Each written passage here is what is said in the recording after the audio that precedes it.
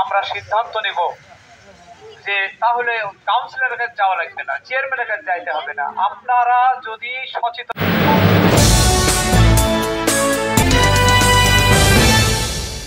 জয়পুর পাড়ার এটা একটা মহতি উদ্যোগ, দীর্ঘদিন বন্ধ ছিল। বন্ধ থাকার পরে আবার নতুন করে এর পদযাত্রা শুরু হয়েছে, এটা শুনে খুশি হলাম। সামাজিক অবক্ষয় এটাকে রোধ করার জন্য সমাজের লোকের কিছু দায়বদ্ধতা থাকে। তো আমরা এই দায়বদ্ধতা আমাদের যে আছে সেটি কিন্তু আমরা ভুলে গেছি। সামাজিক যে বিচার, সামাজিক যে বিভিন্ন রকমের কর্মকাণ্ড, এই কর্মকাণ্ড থেকে আমরা বিচ্যুত হয়ে গেছি, যে কারণে আমাদের সমাজে অসঙ্গতি বিভিন্ন সময় লেগেই থাকে, কেউ কারো কথা শুনতে চায় না। এরকম সঙ্গ যদি প্রত্যেকটা পাড়ায় মহল্লায় যদি এরকম সঙ্গ থাকে, এই সঙ্গের মাধ্যমে সমাজের মানুষের যত অসঙ্গতি আছে অসঙ্গতিগুলো দূর হবে। মানুষ বিপদে পড়লে সে সকলে মিলে একসাথে তার উপকারে আসবে। এটা একটা মহতি উদ্যোগ। আমি চাই এই সঙ্গের সর্বাঙ্গীন উন্নতি এবং সাফল্য, এবং তারা সমাজের মানুষের সেবা করে যাক, দীর্ঘদিন সেবা করে যাক, সবাই একত্রিত থাক। পাশাপাশি আমি পুলিশ হিসেবে আর একটা জিনিস বলবো, সেটি হলো একসঙ্গে আমি অনেক মানুষকে এখানে সামনে পেয়েছি। এই ফুলবাড়ি ফাঁড়ি এলাকার মাদকের বিস্তার আমার কাছে সংবাদ আসে, অনেক সংবাদ আসে, এই ফুলবাড়িতেও আছে। তো আপনারা এখানে সবাই আছেন, সবাই আমাকে তথ্য দিবেন, সবাই সহযোগিতা করবেন। কার ঘরের পাশে কে মাদক ব্যবসায়ী আছে আপনারাই কিন্তু ভালো জানেন। তো এই সামাজিক প্রতিরোধ যদি প্রথমে গড়ে তোলেন, তাহলে পুলিশি কার্যক্রম করতে সহজ হবে। এই প্রতিরোধের মধ্যে দিয়ে দেখা যাবে যে আপনারা নিজেরা প্রতিরোধ করতে পারতেছেন না, কিছু কিছু সময় আছে যে সময়গুলোতে গোপনীয়ভাবে আমাদেরকে তথ্য দিবেন। আমরা সেই তথ্যগুলো নিয়ে আবার তথ্য দিবেন যে ব্যাঠিক তথ্য যেন না হয়, আমরা আবার সেই তথ্যগুলো যাচাই করব, যাচাই করে এর যথাযথ যে আইনগত ব্যবস্থা আছে সেই ব্যবস্থাগুলো আমরা নিব। তো আমি আশাবাদ ব্যক্ত করব যে আপনারা সকলেই এই ফুলবাড়ি ফাঁড়ি এলাকার সকল মানুষের উপকারার্থে আপনারা আমাকে তথ্য দিয়ে সহযোগিতা করবেন। আমি যেন এই ফাঁড়ি এলাকার যত মানুষ আছে সবার সেবা দিয়ে যেতে পারি, এবং এই ফাঁড়ি এলাকার যত মানুষ আছে সবাই যেন ভালোভাবে। সম্মানিত সভাপতি ইসলাম সদর চাচা, উপস্থিত আছেন 17 নম্বর ওয়ার্ড কাউন্সিলর মোহাম্মদ ইকবাল হোসেন রাজু ভাই, উপস্থিত আছেন সমাজ কল্যাণ যুব সংঘের উপদেষ্টা মণ্ডলী ও সদস্যবৃন্দ, উপস্থিত আছেন যুবদল, স্বেচ্ছাসেবক দল, মৎস্যজীবী দল, শ্রমিক দল ও জামাত ইসলামের নেতৃবৃন্দ। আসসালামু আলাইকুম। এই সমাজ কল্যাণ যুব সংঘ এই ক্লাব হলো সামাজিক একটা প্রতিষ্ঠান। আমরা এই ক্লাব থেকে অন্যায় কোনো কাজে লিপ্ত হব না, গরিব মানুষের সেবা করব, অসুস্থ লোকদের পাশে দাঁড়াবো। আর আমরা মাদককে না বলি এবং খেলাধুলাকে হা বলি, কেননা মাদক যুব সমাজকে নষ্ট করে, খেলাধুলা যুব সমাজের উজ্জ্বল করে।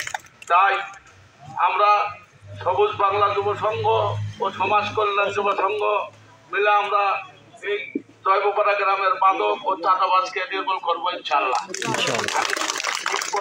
সবুজ বাংলা যুব সংঘের বিনা প্রতিদ্বন্দ্বিতায় সভাপতি ভাবে নির্বাচিত হয়েছি।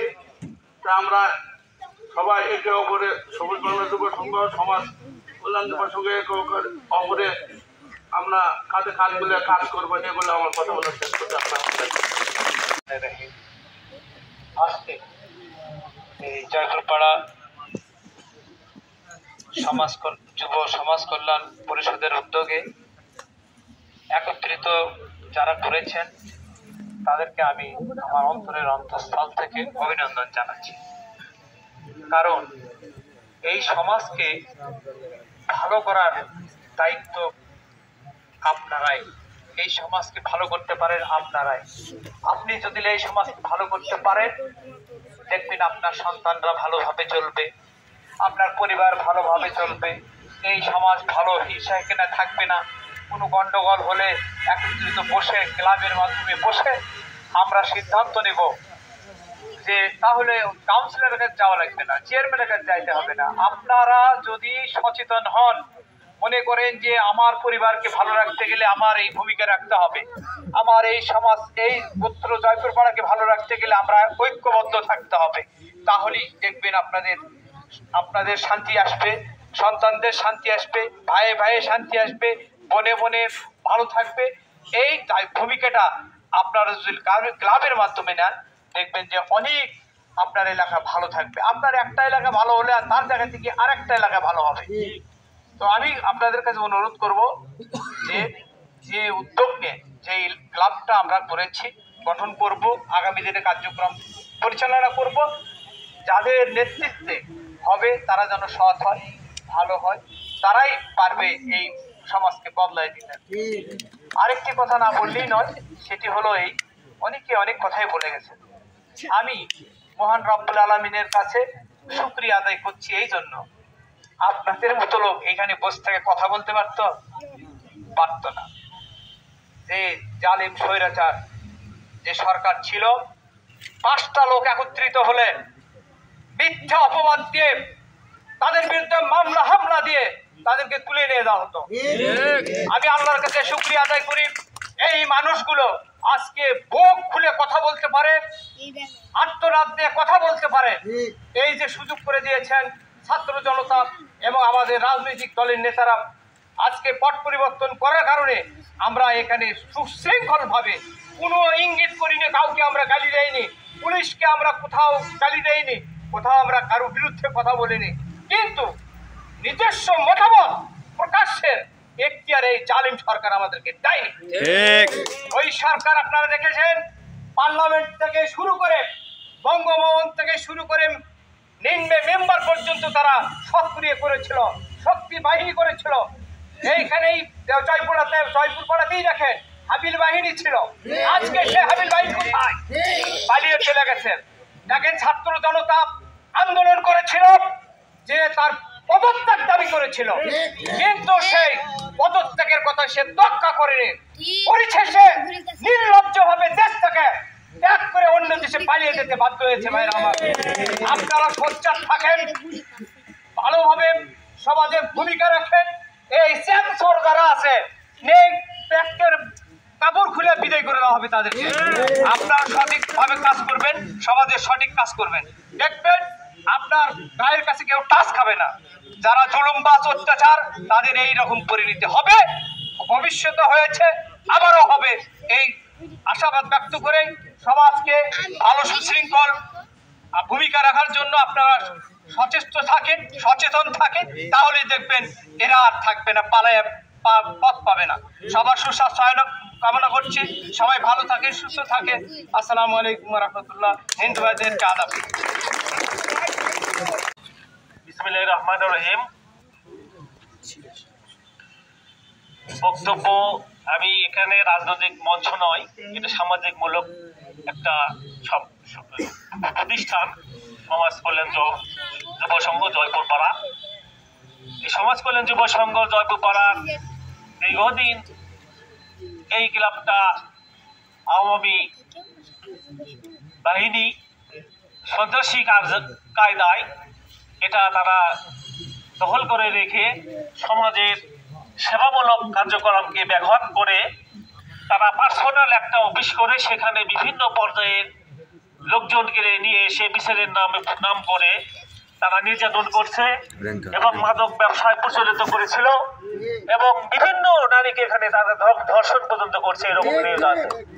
তো আজকে আবার আমাদের সুদিন আসছে, আল্লাহ পাক আমাদের 5ই আগস্টের আবার একটা নতুন করে 71-এর পরে স্বাধীনের মাধ্যমে ছাত্র জনতা, বিএনপি নেতাকর্মী রক্তের বিনিময়ে, পাশাপাশি অন্যান্য অঙ্গ সংগঠনের নেতৃবৃন্দ রক্তের বিনিময়ে আজকের এই অর্জিত আবার নতুন স্বাধীনতায় আমরা বুক খুলে কথা বলতে পারছি। সেজন্য মহান রব্বুল আলামিনের দরবারে আমরা শুকরিয়া আদায় করছি, সবাই বলি আলহামদুলিল্লাহ।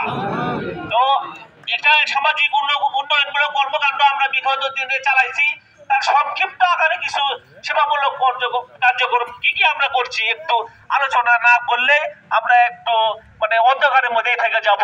সেটা হচ্ছে কি, আমরা যখন এই দায়িত্ব নিয়েছিলাম আমাদের বড় ভাইয়ের কাছ থেকে, তাদের কাছ থেকে দায়িত্ব নেওয়ার পরে আমাদের সম্মানিত আমাদের উপদেষ্টা গুলজার রহমান ভাই সে বিভিন্ন ভাবে আমাদেরকে সহযোগিতা করেছে অর্থনৈতিক ভাবে, তারপরে আপনার সময় দিয়ে, শ্রম দিয়ে, মেধা দিয়ে। তার অবদান আমরা বলবো না। আশা করি আগামীতেও আমরা এভাবে তার সহযোগিতায় হাত বাড়িয়ে দিবে এই আশা ব্যক্ত করি এবং তাদেরকে ধন্যবাদ জানাই। পাশাপাশি এই এলাকায় যখন কর্দমা ছিল, মানুষ যখন রাস্তা ছিল না, যখন আমরা কেটে স্যান্ডেল হাতত দিয়ে বাসায় গেছি, তখন আমরা এই রাস্তায় কোনো অন্ধকার ছিল, কোনো কারেন্ট ছিল না, তখন থেকে সমাজ সেবামূলক সংগঠন জয়পুর পাড়া সমাজ কল্যাণ যুব সংঘ আমরা নিজ অর্থায়নে আমরা সবার থেকে টাকা, নিজের সবার টাকা নিয়ে আমরা নিজের অর্থায়নে আমরা বাল্বের ব্যবস্থা করেছিলাম।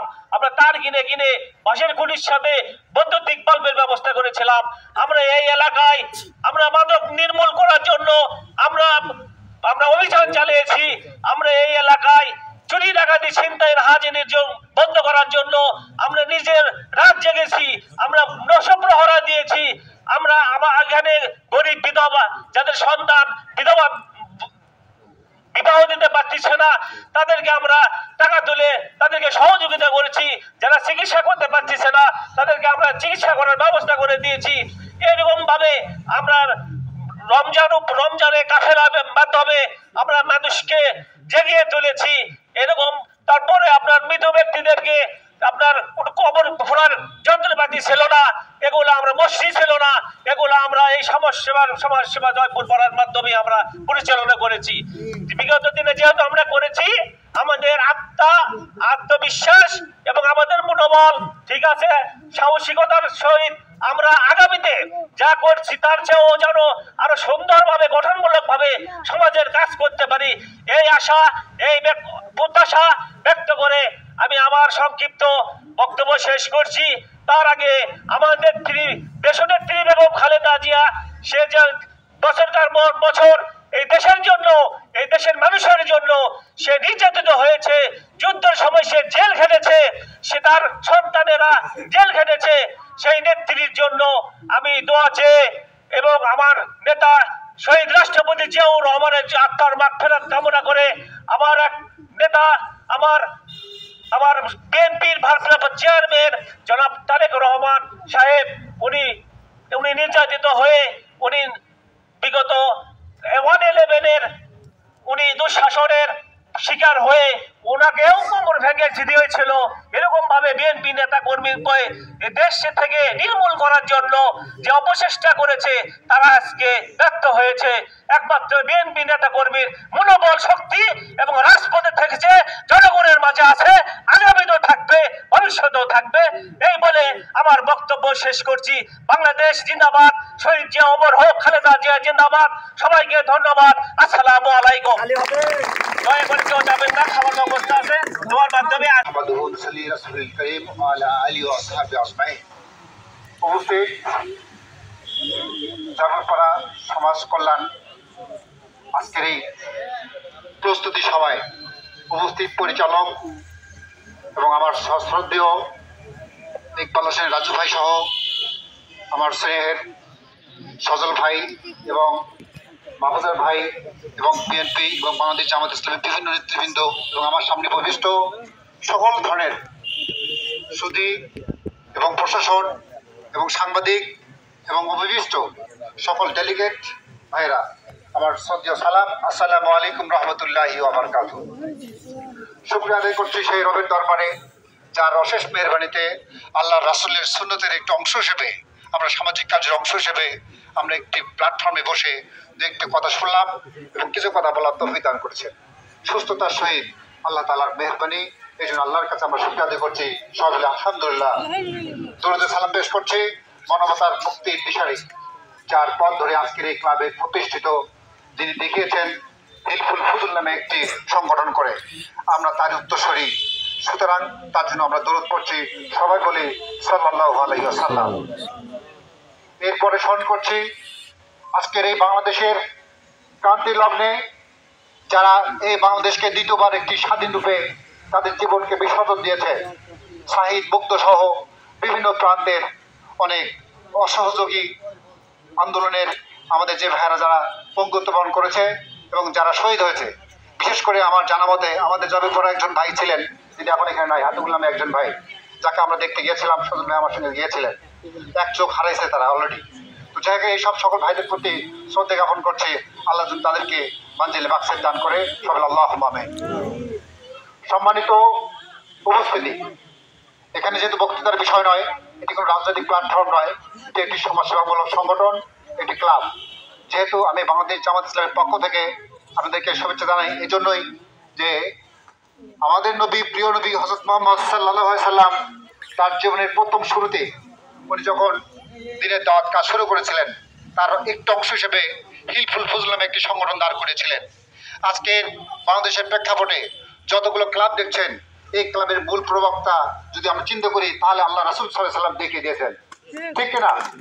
সুতরাং আমরা যদি ক্লাবের সঠিক মর্যাদায় উন্নীত করতে পারি এবং এই ক্লাবকে আমাদের আপামায় সকল মানুষের জন্য করে আমরা যে কল্যাণকামী হতে পারি, আমার বিশ্বাস আল্লাহর দরবারে আমরাও আল্লাহ রাসূলের সঙ্গে আমরা জান্নাত যাবো ইনশাআল্লাহ।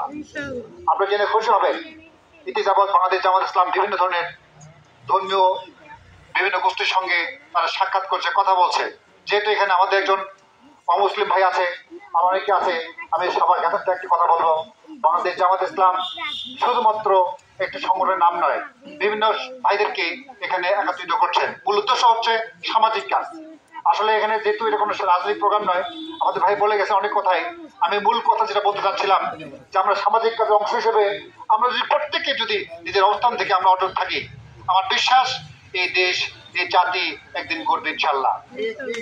দীর্ঘ 15 বছর ফাসিস্ট সরকারের সময় আমরা কথা বলতে পারিনি, দীর্ঘদিন আমরা নির্যাতিত, নিপীড়িত, নিষ্পেষিত হয়েছিলাম।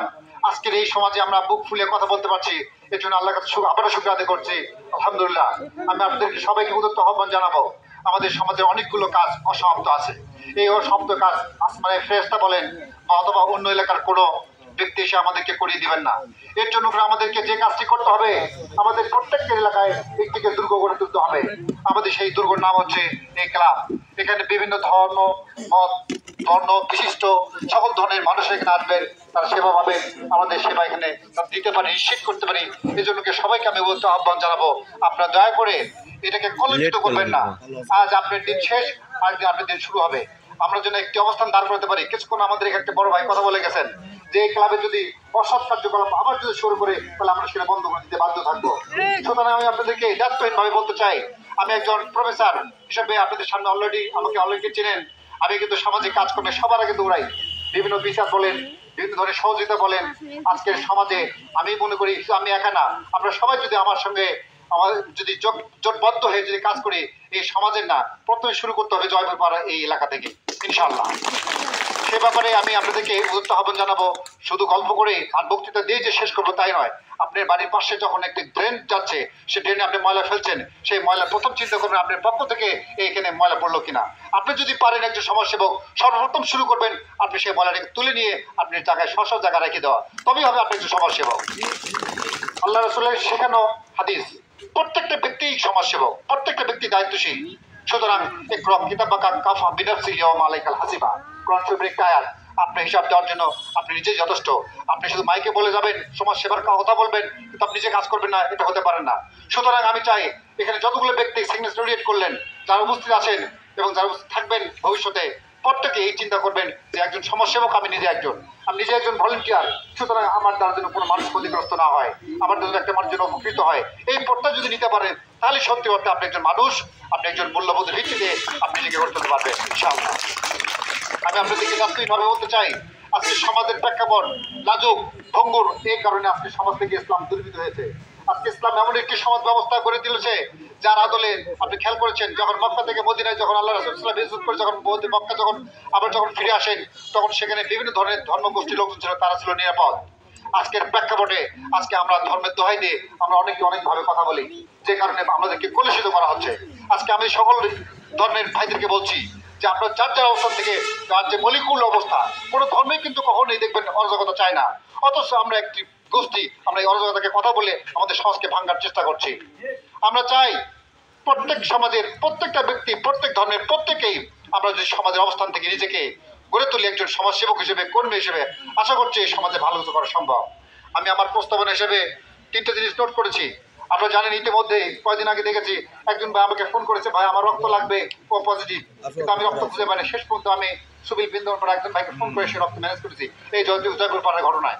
আমি আপনাদেরকে বলতে চাচ্ছি, আপনারা এখানে যারা যারা আছেন প্রত্যেকে আপনাদের নামের শেষে যদি আপনি ব্লাড গ্রুপটা এখানে রেডি করেন, আমাদেরকে একটা লিস্ট করে দেন, তাহলে আমরা যে কোনো একজন ভাই দায়িত্ব নিয়ে কাজটা যদি করি, তাহলে কারো রক্ত যখনই দরকার হবে সঙ্গে সঙ্গে ক্লাবে আমরা যাবেন, ক্লাবে যাওয়ার সঙ্গে সঙ্গে সে ভাই ফোন দেবেন, ভাই মাকসুদুল, ভাই রহিম, আপনি রক্ত তো বি পজিটিভ, আপনি পজিটিভ, দয়া করে আপনি একটু আসেন, বাঁচতে পারবেন কিনা। উনি বলেন ভাই আমি তো পারতেছি না, আমার একটু সমস্যা, আমি দূরে আছি। আচ্ছা ভাই, কারণ তো ওখানে তো রক্ত লিস্ট থাকবে, ব্লাড গ্রুপিং লিস্ট থাকবে, এর মাধ্যমে আমরা রক্ত দিয়ে সহযোগিতা করে সমাজকে একটা কুলুষিত মুক্ত সমাজ করতে চাই ইনশাআল্লাহ। সেটা হচ্ছে দেখেন দুস্থদের সহযোগিতা। আমরা কিন্তু ব্যক্তিগতভাবে সবাই জায়গা দিয়ে অনেকে আছে, আমরা মানুষের মাঝে বিভিন্ন ধরনের সহযোগিতা করি। এটা যদি আমরা সংঘবদ্ধ একটা সুন্দরভাবে একটা ক্লাবের মাধ্যমে করতে পারি, আশা করছি আমাদের সমাজে অবহেলিত নিষ্পৃষ্ট নিরীহ মানুষগুলো কিন্তু এখান থেকে সুবিধা পাবে।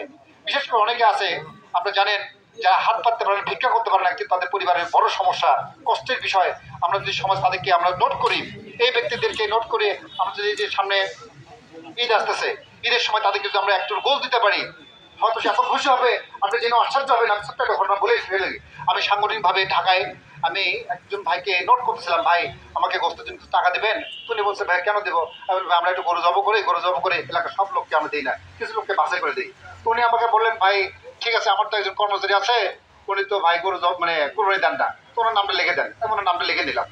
এরপরে আমি জাস্ট মানে অন্যভাবে খোঁজ নিলাম, যিনি ওই ডিসপেন্সারি মালিক, যিনি উনিও কুরবানি দিচ্ছেন না, অথচ উনি প্রতি মাসে 1 থেকে 1.5 লাখ টাকা ইনকাম করে। দুর্ভাগ্যের বিষয় হচ্ছে তাদের সেই সময় এমন এক অবস্থা যে লস যাচ্ছে, মানে সম্পদ কারণে সে কোনো দিতে পারতেছে না।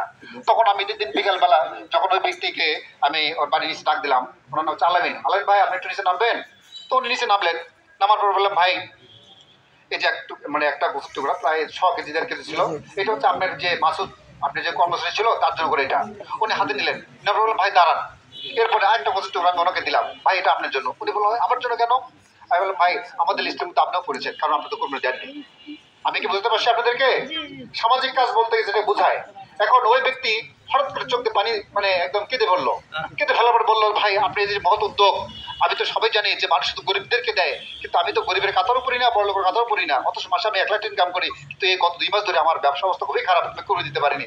অনেক কেঁদে কেঁদে শেষ পর্যন্ত বাড়িতে চলে গেলাম। আমি বললাম ভাই কিছুই চাই না, আপনাদের শুধু আমি দোয়া চাই।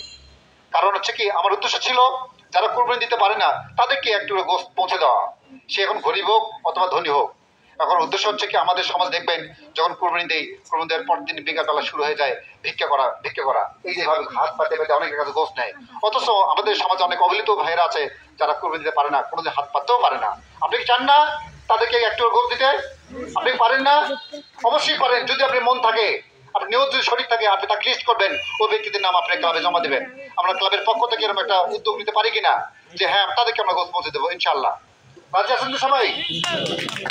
দ্বিতীয় আরেকটা বিষয় হচ্ছে বিধবা বয়স্কদের কাজ আমাদের কাউন্সিল অফিস থেকে আমাদের ইকবাল হোসেন রাজু ভাই এবং দীপু ভাই এখানে আছেন, নিয়মিতই করে থাকেন।